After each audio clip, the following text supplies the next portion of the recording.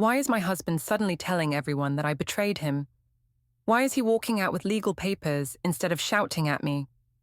I thought he would always stay quiet, but now his silence has turned into a case file. I should introduce myself because without that, my story sounds like gossip, and my name is Leora Vane, 32, wife, mother, and receptionist at an insurance office where I blurred lines with my boss until the boundary between professionalism and temptation no longer existed.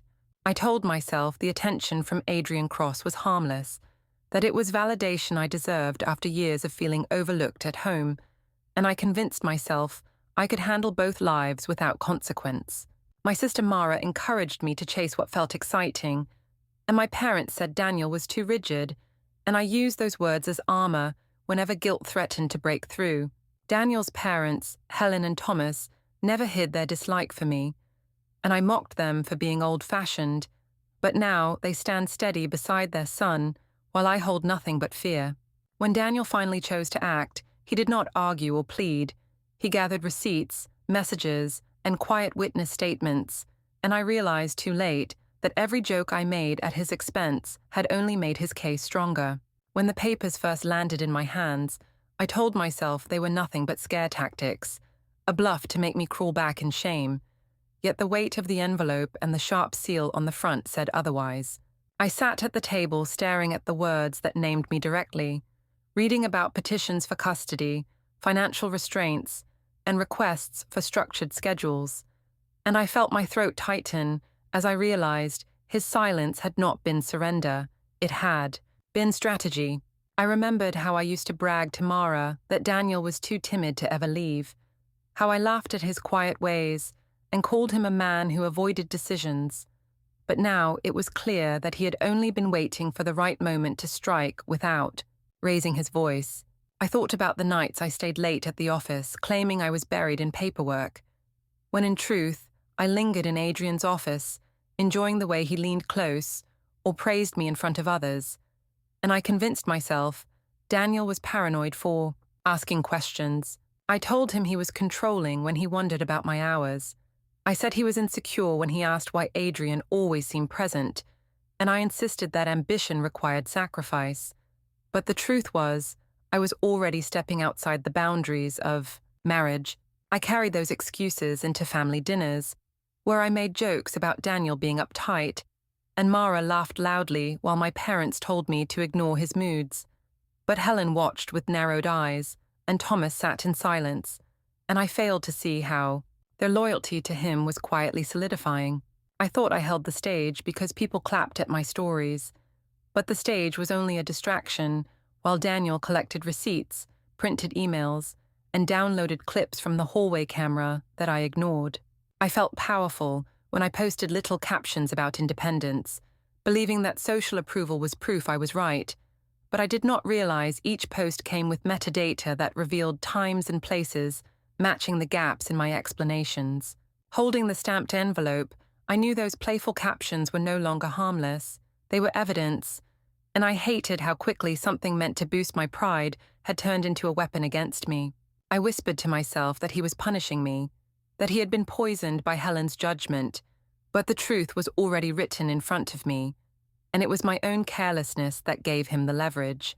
Evelyn asked earlier that week why Daddy looked so calm, and I brushed her off saying he was only tired, but now I understood that calmness came from preparation, not weariness. Even Oliver noticed when Daniel packed a small bag for the night at his parents', and though he could not put words to it, I saw the confusion in his little eyes. I told myself children forget quickly, but I knew they would remember who stayed steady and who stumbled. And Daniel had positioned himself as the steady one. I held the papers tight to her and told myself I would fight back, that the judge would see through Daniel's tactics. But deep down, I already feared that laughter, charm, and excuses could never outweigh printed facts, stamped pages, and organized timelines. I kept telling myself that everything would calm down once Daniel realized he had made his point, but each day that passed showed me he had no intention of stepping back, and instead, his silence only grew heavier as he moved with a purpose I had never seen before. I thought back to how often I mocked him in front of friends, turning his steady nature into the punchline of every story. And I remembered the way people laughed politely, even when the humor fell flat, and I believed their smiles meant I had the upper hand. I would tell Mara afterward that Daniel was too sensitive, too boring, and too blind to notice how I slipped away from him. But now I could see he noticed everything and simply chose patience over confrontation. At work, Adrian still lingered at my desk with compliments and attention, and I told myself it was harmless, that I was just letting myself enjoy admiration. But in truth, I knew the glances and the extra coffee breaks went further than they should have. I convinced myself Daniel was unfair whenever he asked why I stayed late, saying I had deadlines and extra responsibilities, and I painted myself as the hard-working wife carrying the load while he doubted me without cause. In reality, I was feeding on a tension that blurred professional lines, and I knew somewhere deep down that if Daniel ever collected proof, it would look worse than I admitted to myself. I remembered a night at Helen's table when Daniel tried gently to raise the subject of my long hours, and I laughed over him, saying to everyone that he could not stand me being ambitious, and Mara cheered me on while my parents nodded, but Helen's eyes cut into me with quiet fury. That night, Daniel said very little, only helped his father clear plates, and I told Mara later that he had sulked again, but now I understood he was already building his wall of evidence. I noticed small things then, like a receipt from a cafe that I had hidden but found copied and left on the counter, and I thought it was just a petty move, so I laughed it off and said he had too much free time. I did not realize he had placed that receipt into a growing binder that would one day sit in front of a lawyer. Even when I caught him scrolling through hallway camera feeds, I dismissed it as paranoia and told Mara he was turning into a spy, but now I understood he was simply securing proof that my words could no longer erase. I told Evelyn once that Daddy worried too much because he was shy, and I thought she believed me. But when she asked why he looked calmer each day, I had no answer, because even she could sense he was preparing for something final. Oliver began asking for Daddy more often too, tugging at his sleeve and choosing his lap over mine. And though he was only 3, it stung that even a toddler felt steadiness where I offered only excuses. I tried to cling to my sense of control, telling myself that in court I would shine brighter, that judges would see a lively woman being punished for ambition. But in the back of my mind, I already feared that my laughter had turned from shield to evidence. Every memory of a smug joke, every moment of brushing off his questions, every receipt left out on the counter replayed in my mind like pieces of a puzzle I had ignored. And now the full picture was finally staring back at me.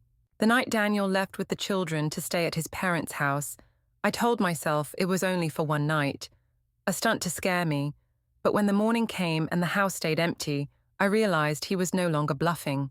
I walked through the silent rooms touching the toys scattered on the floor, telling myself Evelyn and Oliver would be back tomorrow. Yet my chest knew they were safer, in a place where Daniel could prove consistency and calm.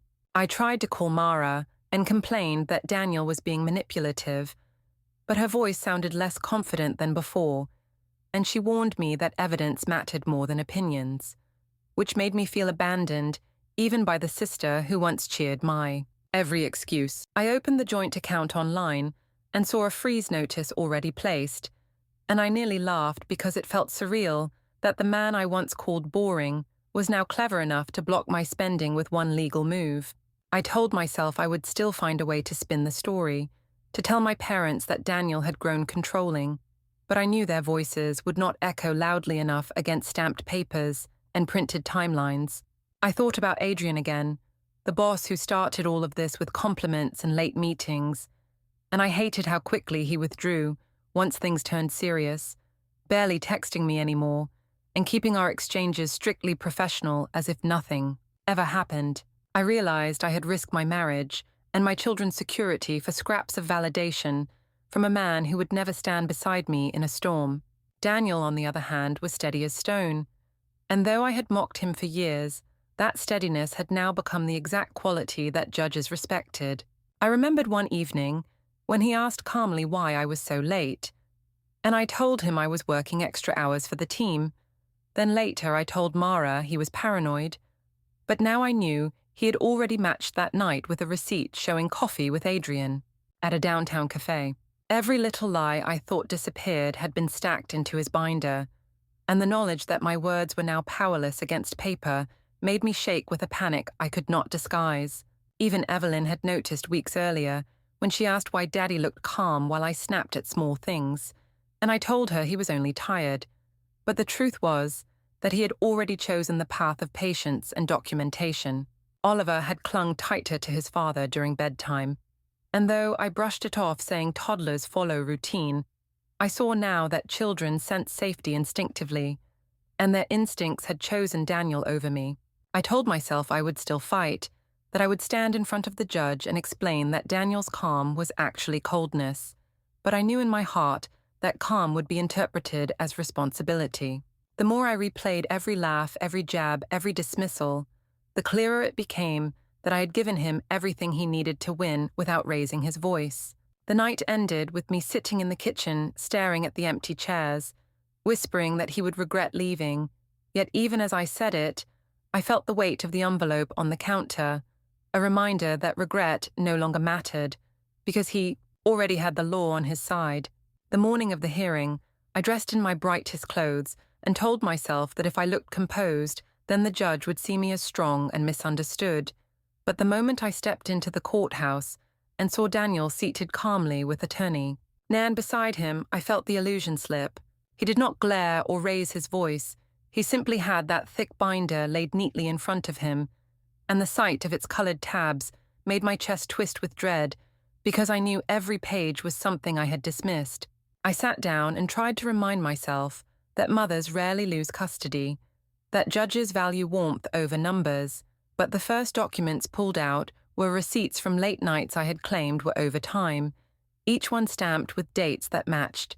Cafe meetings with Adrian. I wanted to argue that it was harmless, but then the binder turned to printed emails, where Adrian's words showed familiarity far beyond what was professional, and suddenly, my story about dedication to work sounded thin. I tried to paint Daniel as cold and unfeeling, saying he had grown distant and silent, but the judge asked directly about communication logs, and Attorney Nand handed over printed emails where Daniel had politely scheduled children's routines, proving he had tried to maintain clarity while I ignored him. I said Helen had poisoned him, that his parents turned him against me, but the judge waved that aside and returned to the evidence, pointing to camera stills showing me sneaking in late at night with excuses that no longer matched my earlier claims. Mara sat in the back, shifting uncomfortably, no longer cheering me on, while my parents looked down at their laps, and even I could feel how small my words sounded compared to the weight of timestamps and signatures. Evelyn and Oliver's names appeared in the documents too, with notes about school pickups and daycare logs showing Daniel's consistency, and I realized the court already saw him as the stable parent, while I stood accused of chasing attention.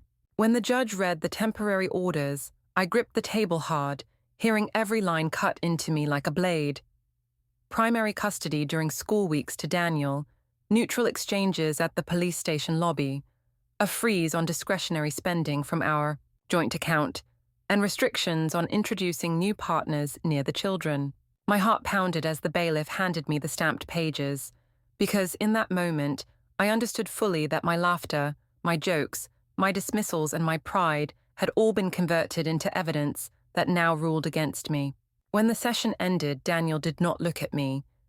He only walked toward the exit with Evelyn and Oliver, holding his hands, and the sound of their little voices mixing with his calm instructions followed me like an echo I could never laugh away again. I walked out of the courthouse clutching the stamped pages, and for the first time in my life I felt the full weight of silence, because Daniel did not yell, he did not even turn back, he simply held the children's hands and moved forward with a calmness that made my words feel useless. I told myself that this was not final, that temporary orders could always be changed, but every line on the page read like a verdict already sealed, and I knew the judge had believed Daniel more than me.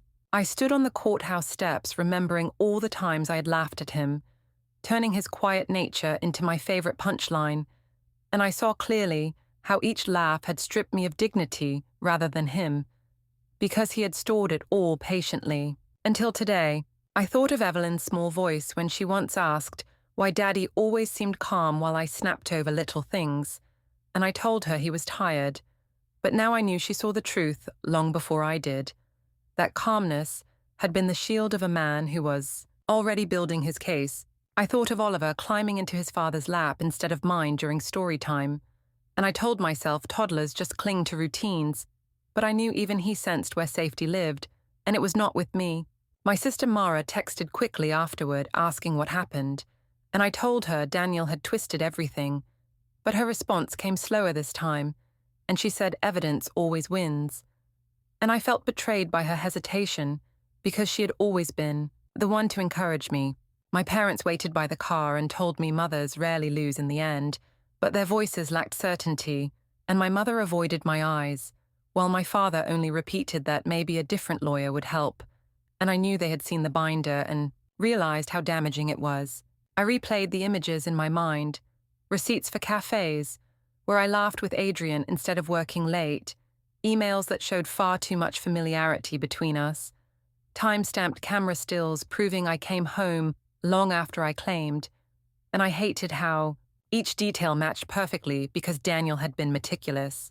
I whispered to myself that he was cruel, that he wanted to destroy me, but I could not shake the memory of his steady face, the way he never once raised his voice even when presenting the worst pieces of evidence, because it proved this was not vengeance, it was method. I thought of Adrian too, the man who once filled my head with compliments and small thrills that made me feel alive. And I realized he had already withdrawn, barely speaking to me, treating me like nothing had ever happened, and the emptiness of his absence mocked the risks I had taken. I had gambled my marriage, my children's stability, and my own reputation for attention that evaporated the moment trouble appeared, while Daniel, the man I mocked as boring, stood tall in a courthouse with his dignity intact. I walked home later and sat at the kitchen table staring at the stamped envelope, and I remembered how many times I had called Daniel paranoid for checking receipts or camera feeds, when in truth he was collecting facts while I was scattering lies. I remembered the night I said his mother had poisoned him, blaming Helen for his doubts, but the court had dismissed that excuse easily, because in the end, it was not Helen's words that mattered. It was my actions printed in black and white. I told myself I still had charm, that I could still explain myself, but charm had no place in a courtroom.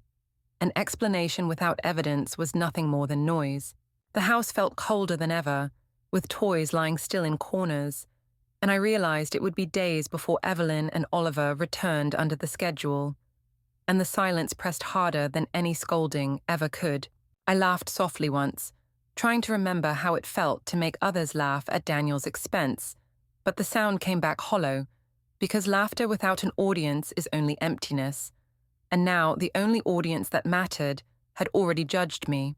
I held the pages tighter, feeling how sharp the edges were, and I knew I was holding the cost of every boundary crossed, every joke made, and every excuse I gave, because Daniel had turned my entire performance into proof, and now proof was all that remained. That evening, I returned to the empty house, carrying the stamped pages as if they were a weight strapped to my chest, and I tried to convince myself that nothing was permanent, but the silence inside reminded me that something had already shifted. Forever, I sat at the kitchen table staring at the chairs where Evelyn and Oliver used to climb, and I told myself they would beg to come home soon, yet the reality was that they were probably tucked safely in bed at Helen's house, listening to Daniel read, calmly the way I never managed when I was distracted.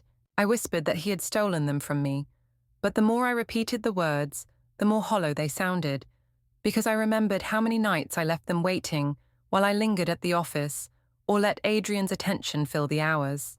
I thought of the morning when Evelyn asked why I missed breakfast again, and I told her I was working extra for us, but I knew she saw through me because she looked at Daniel with steady eyes, as if he was the one who always told the truth.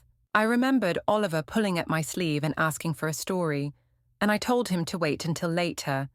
Then Daniel stepped in and read instead, and I rolled my eyes at the time, but now I realized those small moments had built a picture of who could be.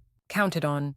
Mara called me later and asked what the judge had decided, and I told her Daniel had made me look bad, but she only sighed and said evidence cannot be erased, and I felt a sting because even she was no longer fully in my corner. My parents visited briefly and tried to comfort me, saying mothers always get another chance. But my father Jonas avoided my eyes, and my mother Faye fiddled with her hands, and I knew they both had doubts after hearing how organized Daniel's case was. I tried to remind them that Daniel had been cold for years, but even as I said it, I knew they had seen how calm steadiness looked in the courtroom, and calm steadiness always wins over charm that crumbles under questions. I stared again at the binder in my imagination, thick with receipts and camera stills, and I thought of every moment I dismissed as petty. The cafe charges, the late-night arrivals, the parking lot drop-offs, and I realized he had turned every small detail into a piece of armor. I hated that Adrian was nowhere to be found, that he had withdrawn completely, treating me like nothing had ever happened, and I felt foolish because the man I risked everything for would never risk anything for me. Daniel, the one I mocked for being boring and predictable, was now the man holding our children, respected by the court and supported by his parents, while I was left clutching stamped orders and trying to piece together excuses no one wanted to. Here, I walked through the house, touching the furniture and telling myself I had built this home. I had chosen the colors and decorated the walls. But the walls did not care about choices. They only echoed with absence, and absence told me who mattered. Most, I looked at my reflection in the darkened window and whispered that I was still Leora Vane, still bright, still clever, but the reflection looked tired and stripped, because cleverness means nothing when paper tells a clearer story. I tried to laugh once, to remind myself of the power I once had when I turned gatherings into stages, but the sound fell flat in the empty kitchen, and I felt the truth sink in deeper than ever. Every laugh I once used against Daniel, every smirk that drew attention to his quiet nature, every excuse I told to cover my late nights had turned into the foundation of his case, and now that foundation had carried him forward while I stood frozen. I touched the edges of the stamped pages again and felt how sharp they were, sharper than any words I had thrown at him, and I knew they were the final proof that he had won not by shouting, but by waiting, watching, and collecting until the law itself spoke for him. Don't forget to hit like, subscribe, and turn on the bell so you don't miss the next story. Write in the comments from which city are you watching.